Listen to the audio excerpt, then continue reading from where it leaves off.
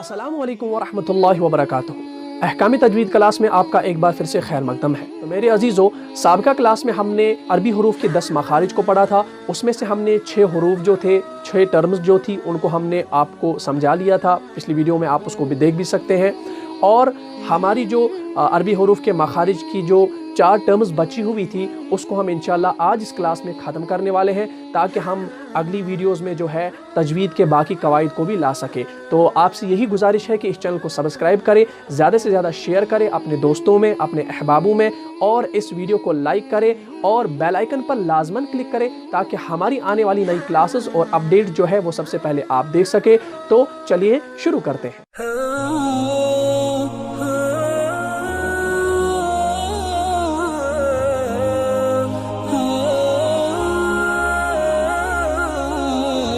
بسم اللہ الرحمن الرحیم۔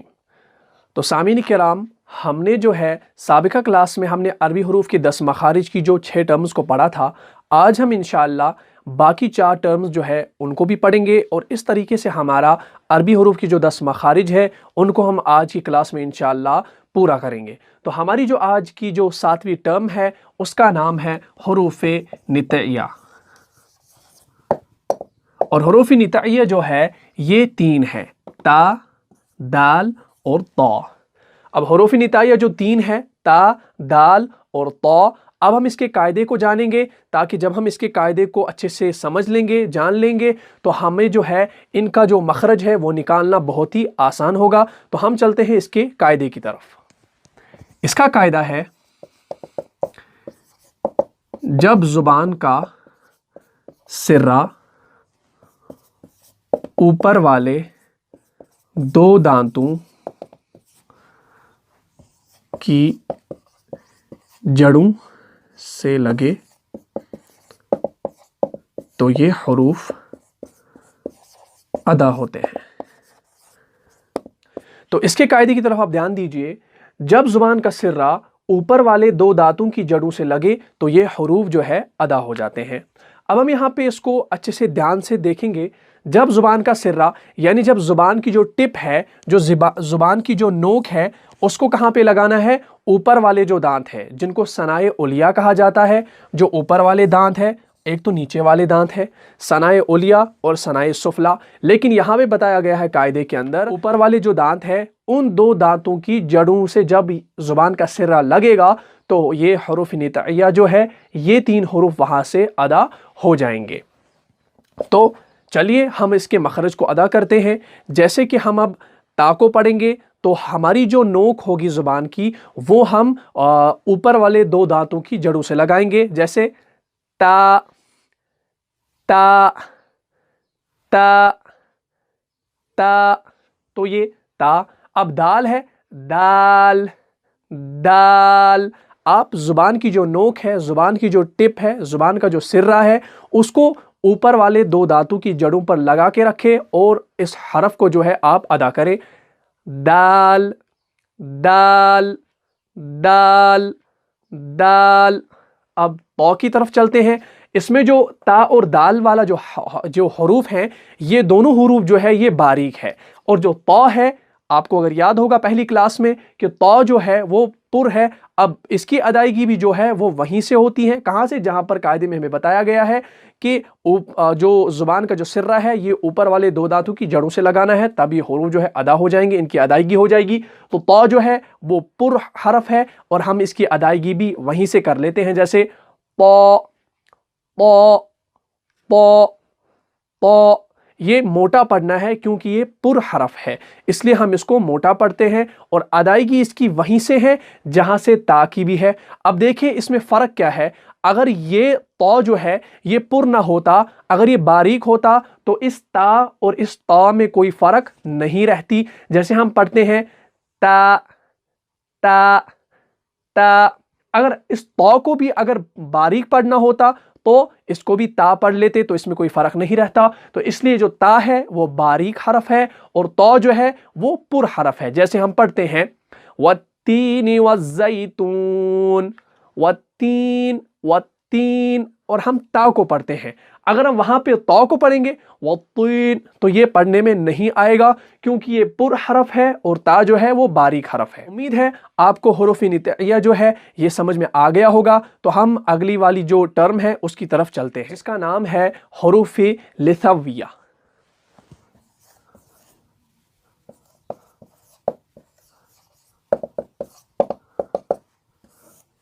और हुरूफ़ लिसाविया जो है ये भी 3 हुरूफ है, सा, ज़ाल और ज़ा। इन हुरूफों को आप आराम से देखें, अच्छे से देखें, गौर से देखें। सा, ज़ाल, ज़ा। और इससे पहली वाली टर्म में क्या था? ता, दाल, ता, वो भी ऐसा था। इससे पहली वाली टर्म में ता, दाल, ता। अब इसमें क्या है? सा, ज़ाल, ज़ा। इनकी जो शक्लें हैं वो एक जैसी हैं, मगर इनके जो मखारिज है वो अलग जगहों से अदा होते हैं। अब आप देखें, सबसे पहले आप देखें इनमें जो है सा और जो जाल है ये 2 हुरूफ है, ये बारीक है, और ज़ा जो है ये पुर है। इसका आप ख्याल रखें। अब हम इसके कायदे की तरफ चलते हैं। इसका कायदा है, जब जुबान का सिर्रा यानी नोक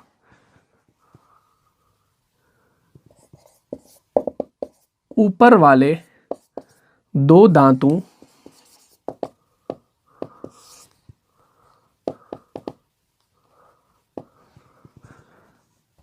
के किनारों पर लगे तो ये हुरूफ अदा होते हैं। तो अब आप यहां पे देखें, इसका कायदा बिल्कुल आसान है। तो इसका कायदा क्या कहता है?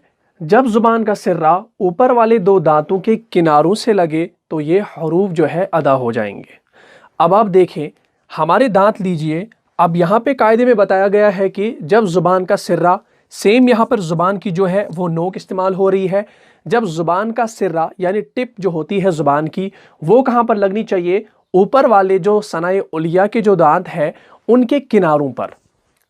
जैसे ये 2 दांत हैं और इनके जो ये किनारे हैं इनके ऊपर जुबान लगेगी, तब जाकर ये हुरूफ जो है अदा हो जाएंगे। इनका मखरज इसी जगह से निकल जाएगा। जैसे हम पढ़ते हैं सा, सा, सा।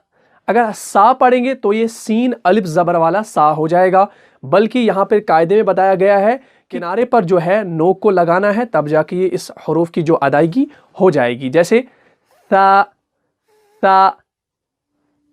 जुबान को आप ऊपर वाले दांतों के किनारे पर लगाएं, ऐसे सा, सा, सा। अब जाल जो है इसको भी ऐसे पढ़ना है, जाल, जाल, जाल। अगर हम जाल पढ़ेंगे तो ये वाला जाल बन जाएगा, उर्दू वाला जाल बन जाएगा, बल्कि अरबी के अंदर जाल, जाल। अब चलो, ये 2 जो है ये तो बारीक हुरूफ हैं। अब ज़ा जो है ये पुर हरफ है, इसको कैसे पढ़ेंगे? ज़ा, ज़ा, ज़ा, ज़ा। अंदर से जो है जुबान के सिर्रे को ऊपर वाले 2 दांतों के किनारों पर रखेंगे और हम इसको उसी तरीके से अदा करेंगे। ज़ा, ज़ा, ज़ालिमीन, ज़ालिमीन, ज़ालिमीन, ज़ालिमीन। ज़ा, ज़ा, ज़ा, ज़ा, ता, ज़ा।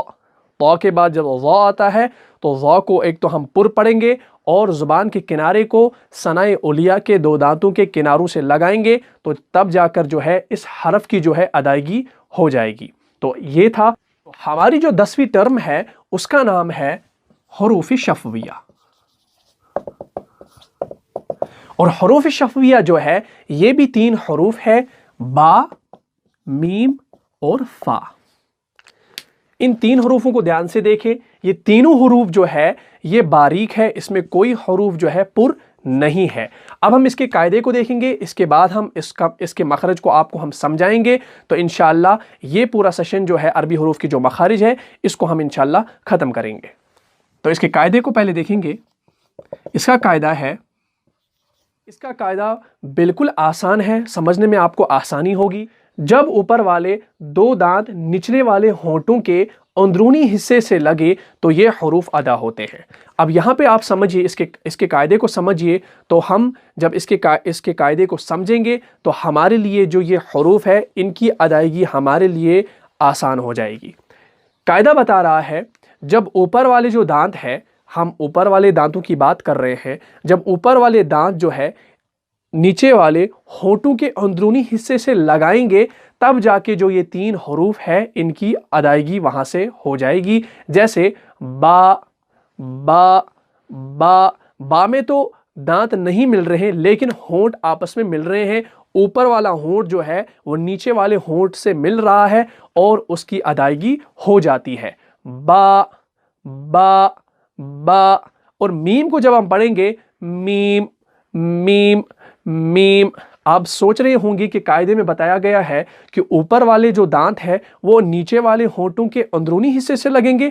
ایسا نہیں ہے، بلکہ با اور میم میں جو ہے صرف ہونٹ آپس میں مل رہے ہیں تو ان کی ادائیگی ہو جاتی ہے. اب جب ہم فا کی بات کر رہے ہیں، فا میں ہمیں لازماً اوپر والے دانتوں کو نیچے والے ہونٹ کے اندرونی حصے سے لگانا پڑتا ہے. آپ کوشش کریں اوپر والے دانتوں کو نیچے والے ہونٹ کے اندرونی حصے سے لگائے، تب جا کے آپ دیکھیں گے فا کی ادائیگی وہاں پر ہو جاتی ہے. جیسے آپ یہ دیکھیں، فا فا فا فا فا فا. اب فا کو نکالے اور آپ دیکھیں گے کہ اوپر والے جو دانت ہے وہ نچلے والے ہونٹ کے اندرونی حصے سے لگتا ہے، تو تب جا کے جو ہے فا کی ادائیگی ہو جاتی ہے. اور با اور میم کی جو ادائیگی ہے وہ اوپر اور نیچے والے ہونٹ کو ملانے سے ہو جاتی ہے. تو آج کے لیے اتنا ہی. امید ہے آپ کو یہ 4 حروف جو ہے عربی حروف کے جو مخارج میں سے جو یہ 4 حروف بچے ہوئے تھے یہ سمجھ میں آ گئے ہوں گے. آپ ان کی مشق کریں اور ایک نوٹ بک بنائیں، اس کو آپ لکھیں، تحریر کریں، اور آپ انشاءاللہ جب ان قاعدوں کو یاد کریں گے، آپ کو ان قاعدوں کو آپ ذہن میں بٹھائیں گے اور آپ کو جو ہے ان کے مخارج نکالنا، حروفوں کے مخارج نکالنا بالکل آسان ہوگا، اور آپ انشاءاللہ قرآن جو ہے بہت ہی عمدہ طریقے سے پڑھ پائیں گے. تو مجھے اجازت دیجیے، آپ سلامت رہیے، میرے لیے دعا کیجیے گا. السلام علیکم ورحمۃ اللہ وبرکاتہ.